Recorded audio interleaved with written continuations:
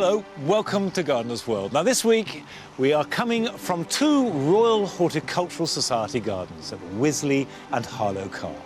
And Carol and I will be enjoying all the excellence and the expertise to be found here.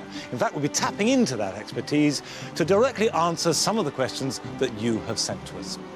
Now I shall be based here at Wisley in Surrey. And I'm here in Yorkshire at RHS Harlow, Carr, looking at some of the plants that thrive in the much harsher climate. Harlow Carr sits on the edge of the Yorkshire Dales. It's the most northerly RHS garden. And while I'm here, with the help of gardening experts who are actually on site, we're going to try and answer some of the dilemmas that have been sent in by viewers gardening under similar harsh conditions. I shall be looking at fruit and vegetables. I'll be seeing how the growing year has been at Wisley and also getting some tips and hints and also getting ideas for a fruit that I don't grow at Longmeadow, but I certainly plan to.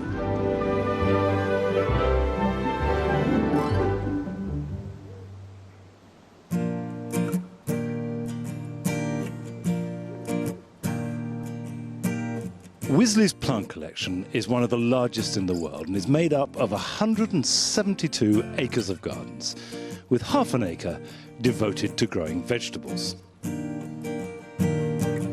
Many of the plants here in the vegetable garden, in fact right across Wisley, have been awarded an AGM. Now this is a result of the trials that are going on here all the time, looking at the garden worthiness of plants. Now the AGM stands for an Award of Garden Merit. And the criteria include its disease resistance, its ability to cope with drought or different soil conditions, and above all, that the plant does what it says it's going to do, that it is reliable and consistent and can be trusted. Now, of course, vegetables are going to eat, and AGMs only look at the way the plant grows. It doesn't give any opinion or judgment on the taste, which is essential. And the man here at Wisley in charge of the vegetables is also passionate about taste. Mario De Pace used to be a chef before he turned to horticulture. And he works hard to ensure that the vegetables grown here have the best flavour possible. Now, Mario, for a lot of us growing vegetables, we've struggled this year. It's been difficult, hasn't it? So what has gone well for you? Well, the cucumbers have been quite a success, as you can see. How do you get cucumbers looking as healthy and as fresh with so many fruit at the end of September? Well, my secret, is that I do two planting of cucumbers. The first one until the end of July, and then come mid-July, I sow fresh seeds to be ready for planting at the beginning of August. And they are so productive. Yes, indeed, especially the little one. If you like to taste of course. it. People cucumbers are ready when the top is roughly the same size as the bottom. So that's a good tip to know that. Okay, so we'll take it off there. Eat the end. And you don't need to peel this one at all? No, definitely not.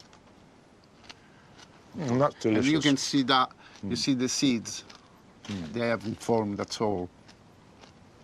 It's seedless, it's tasty, it's fresh. Go on, you have some. Thank you very much.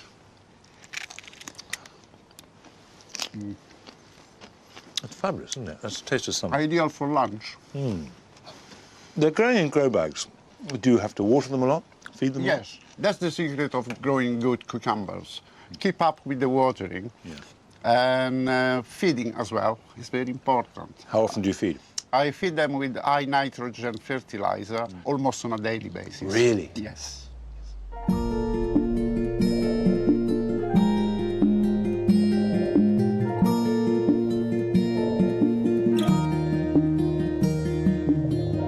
I love tomatoes and I love growing them, but the truth is, the very best British tomato is not often as good as the average Italian tomato. You're an Italian, you know about tomatoes. Do you think there is a good all-round variety? Yes, this one, Crystal, Yes. is one of the most reliable varieties It's quite well resistant to pests and diseases, and it's good cropper. Is that an AGM plant? It is an AGM variety, yes. This is a good all-rounder. But I want to know about you. What's your favourite? Okay, okay. So, now what variety is this? Try this. This is called red pear. I don't know this one. It's got a nice thin skin. Yeah. It's good. You feel it. It's yeah. And again, I mean, I like it in a salad, this one. Just a bit of mint, salt, pepper. It's nice and meaty, isn't it? Yes, yes. But if you make a tomato sauce with this one, you get the creamiest tomato sauce that you can think Really? of. Yes. I love that. Red pear. Red pear, yes. To avoid blight, what do you do about that? Yeah. Well, I mean, I'm very careful with hygiene, you know, because the spores will attach to your clothes. Right. And if you then go and get in contact with the leaves, then you transmit the blight. Right. And I'm very careful that I do my tomatoes first thing in the morning and then close the door.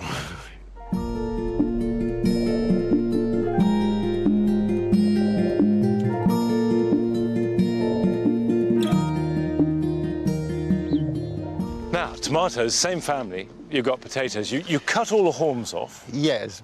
Why is that? Because we had the same problem as everybody else, blight.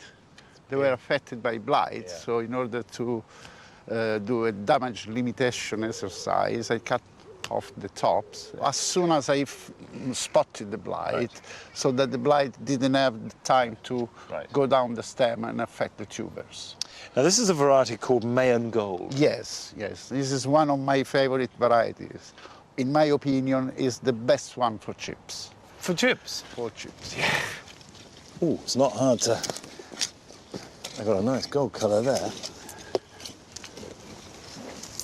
They're beautiful potatoes. Yeah, and they taste fantastic. Look the colour of the flesh, golden. It is too. How lovely. I will definitely grow these next year. They look really good. Thank you so much. I could spend all day with you. You probably wouldn't want to spend all day with me, but it's well, I wouldn't mind some help in bringing out the potatoes.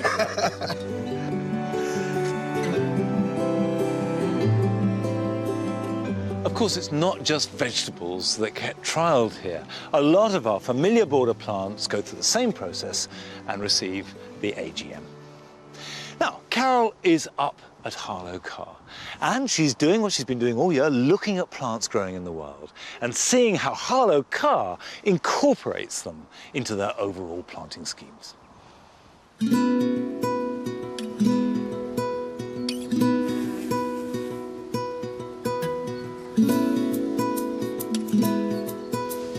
On this gently sloping but exposed site lies an ancient meadow that long predates the gardens here. It's packed full of all manner of perennial wildflowers and beautiful grasses. Earlier in the year, the whole place would have been a sea of scintillating colour, with wild orchids, yellow rattle. Now, everything's bronze and soft browns, and those flowers have been replaced by seed heads. It's harvest time.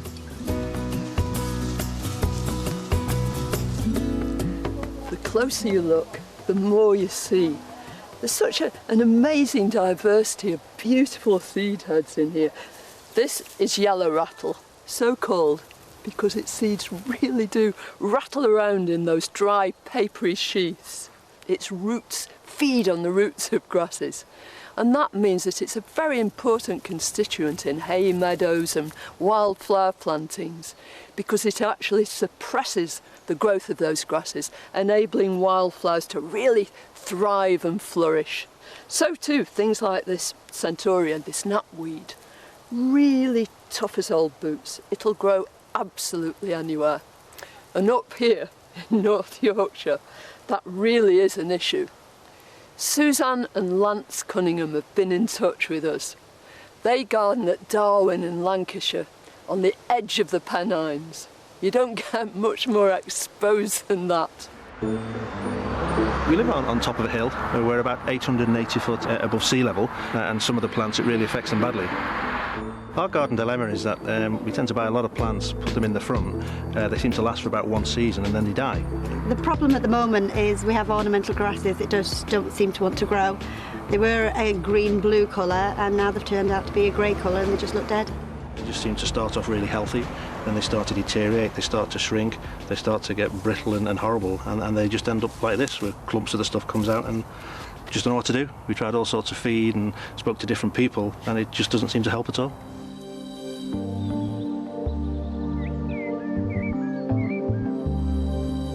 Don't you think this would be just ideal for Lance and Suzanne? It's blue moorgrass, isn't it?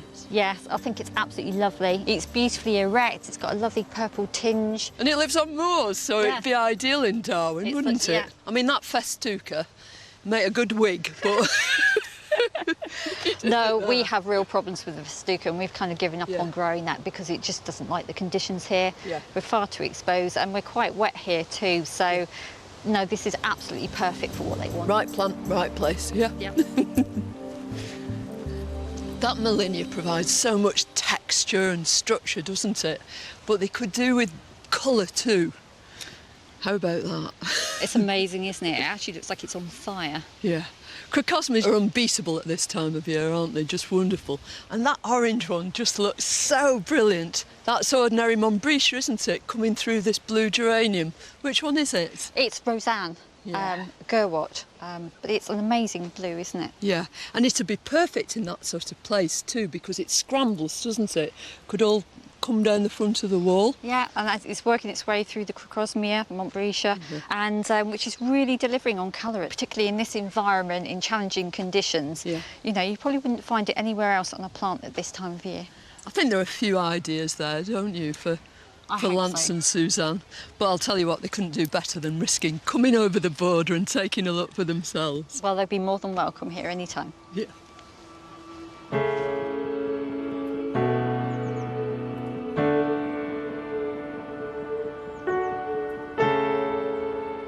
People come to gardens like this for inspiration and to answer all sorts of questions. We've had an email from Christine in Bradford. This is my mum and dad's garden. They've passed on now, so we're selling the house. And what I'd really like to do is take some cuttings of some of the bushes and the plants that are here that mum and dad got such pleasure from. In particular, there's this Magnolia, stellata, and there's also a Wisteria.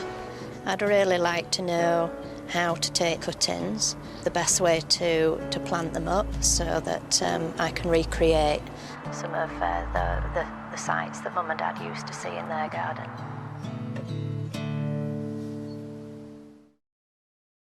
Well, Christine, I'd love to tell you to go ahead and take cuttings of your Wisteria and your Magnolia right now.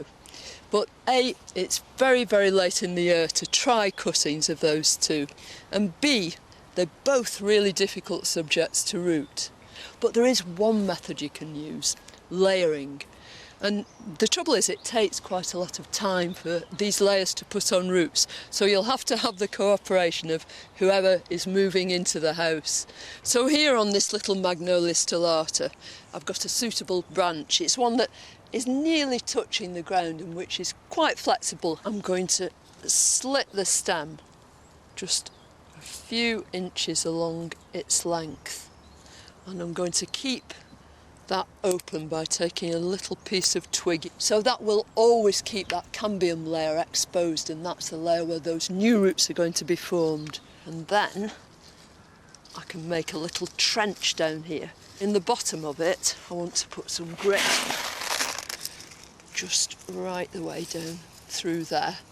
Now into the trench, and I'm just going to secure it with a couple of tent pegs. I think as a final measure, I'm going to put this bamboo cane in, and that means that this new tree, because that's what it's going to become, is going to stand up straight rather than just lying along the ground. Well, that's it, Christine. It's going to take about a year to root, but I really hope that you can have a try and that it's successful. because it would be really lovely to take a part of your parents' tree back into your own garden.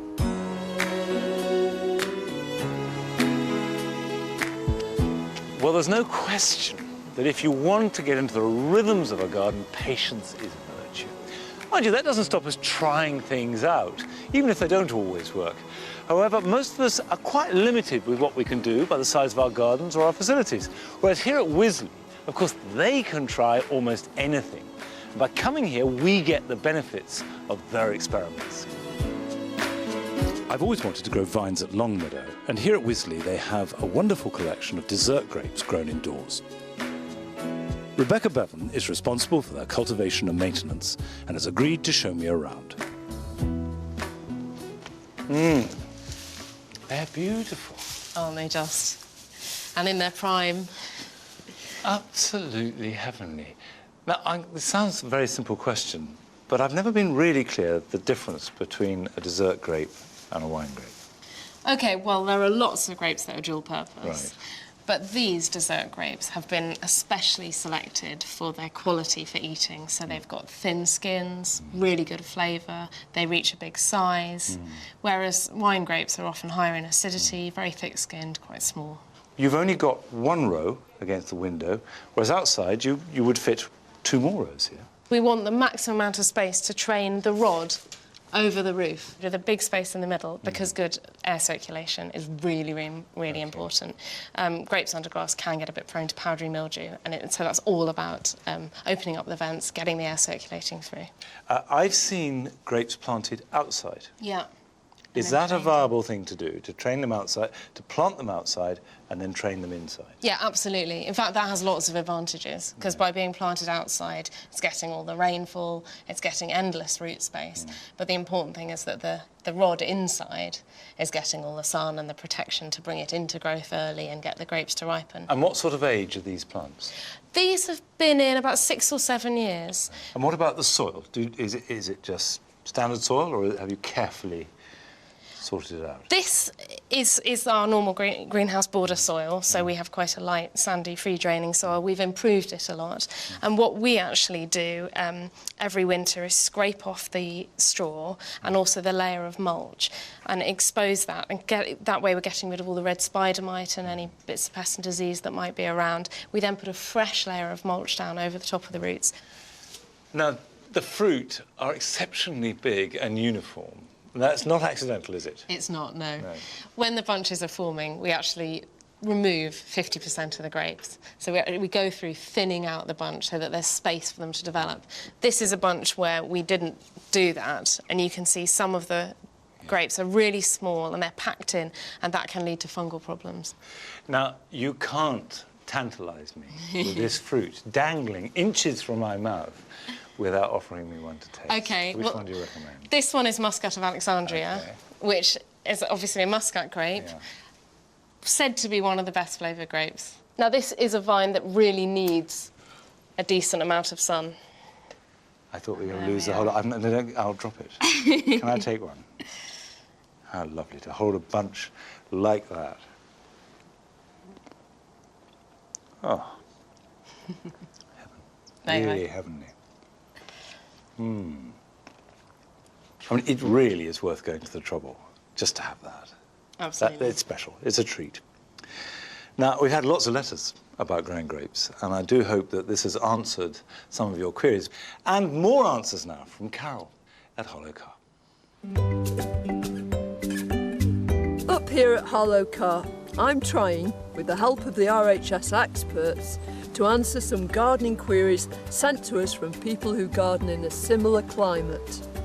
I have a couple of viewers' queries for gardener Russell Watkins about how they can keep their lawns looking as immaculate as these. And it looks brilliant, especially considering how many people walk all over it. Yeah. What's your secret? Well, if I'm completely honest with you, we don't do a huge amount. We try and keep it to the bare minimum. So in localised areas, we'll do a bit of scarifying, a bit of aerating. But other than that, we don't do a huge amount. No, but I suppose you've got everything going for you, haven't you? Because you've got good soil, obviously a smashing grass mixture, And you're on the slope, so Exactly. drainage isn't usually a problem. No, certainly not in this area. Well, some of our viewers have lawns that aren't in quite such good condition.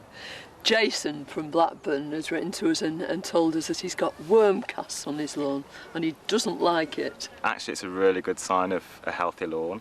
You know, it shows that you've got worms present, which in a way are kind of naturally aerating the soil themselves. Think yourself lucky that you've got all those worms there doing all that work. Exactly, yeah. We've had another query from Carrie Byers in Warrington, who's got 2 small lawns that are in shade most of the time because of the house, I think, Right. and quite damp.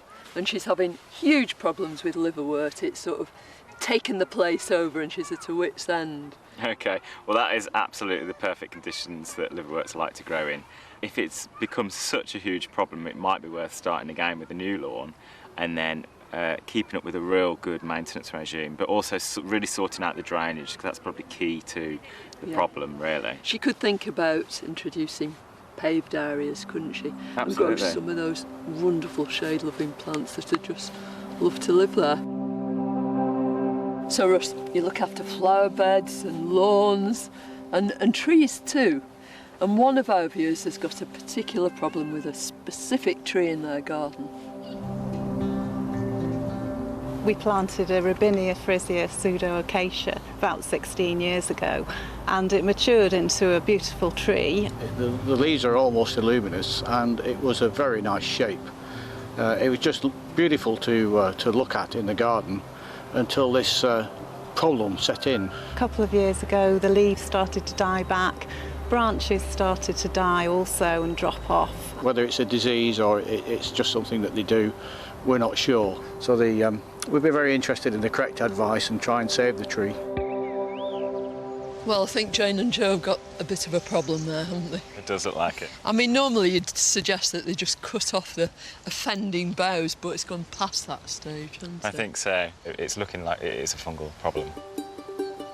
How about this as an alternative? Well, this is exactly what I would suggest. It's a perfect tree, really. It's got very similar habit. It's got the same sort of coloured leaf. And this is a Gladitia. That's right, Gladitia sunburst, and you can see that in the colour of the new fresh foliage at the end of the leaves. Yeah, they just sort of burst forward, don't they? Indeed, yeah. I mean, I think the thing about trees is they get to become part of the family, don't they? Oh, yeah. You see them year in, year out and watch them grow. I mean, there are so many small trees they could choose. Oh, yeah, absolutely. And it's always sad to lose a friend, but on the other hand, you know... It's always good to have a new plant. Yeah, it is, isn't it?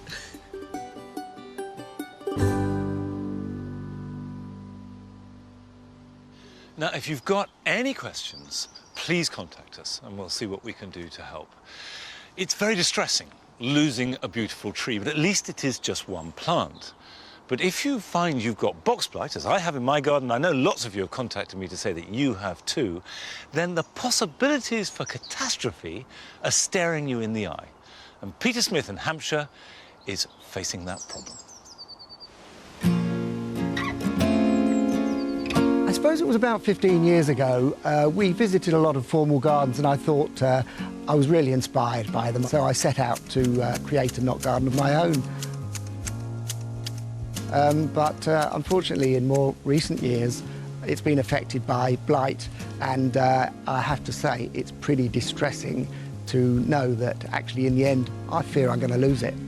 Is there anything that I could do to try and save the garden? Maybe if not, is it possible that you could advise me on other plants I could use to give me the same effect? Well, I do think Peter's garden looks simply amazing, so it would be a tragedy to lose it.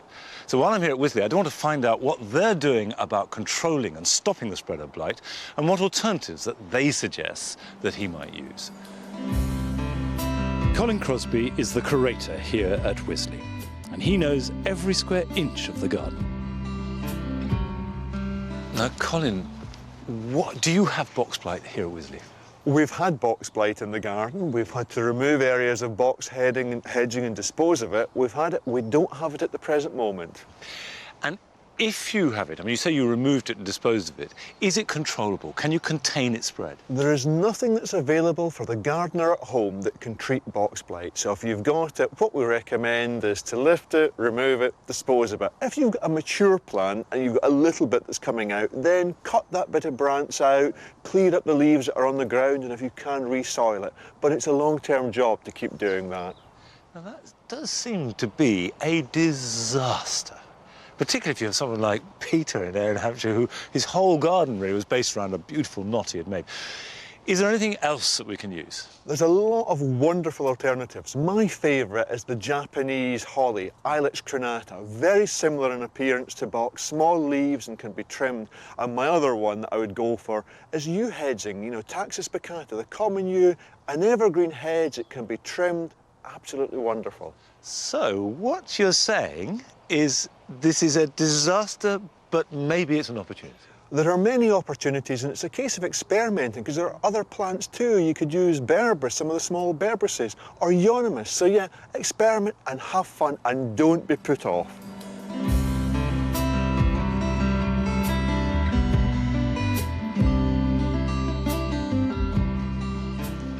Now, even a garden like this, which is devoted to horticultural excellence and perfect plants, still is based upon everyday, timely gardening jobs. And here are some things that you can be getting on with at home this weekend that they're doing at Wisley now. Now is a good time to prune bamboos. Cut out any old, tired stems, and this will keep the plant healthy and stimulate new growth in spring. Select the stems that have lost their leaves at the top and cut them away right at the base with a sharp saw or loppers. And to contain the bamboo's spread, fork around the base of the plant to expose any underground runners and then cut them back too. As we move into autumn, the foliage on many alpine plants is dying back. And as the moisture levels increase, it's really important to remove this dead and dying material from around the base of plants, which will reduce the risk of botrytis or rot setting in. Clearing away old plant material will also improve air circulation through and around the plant. Vine weevil larvae become active at this time of year and can do a lot of damage to the roots of plants, especially those growing in containers. They can be controlled by nematodes, which are microscopic worms that destroy the larvae from within. Nematodes need moisture to be mobile, so pre-wetting the soil will give the best results. Mix the contents of the packet with water as instructed and pour onto the soil.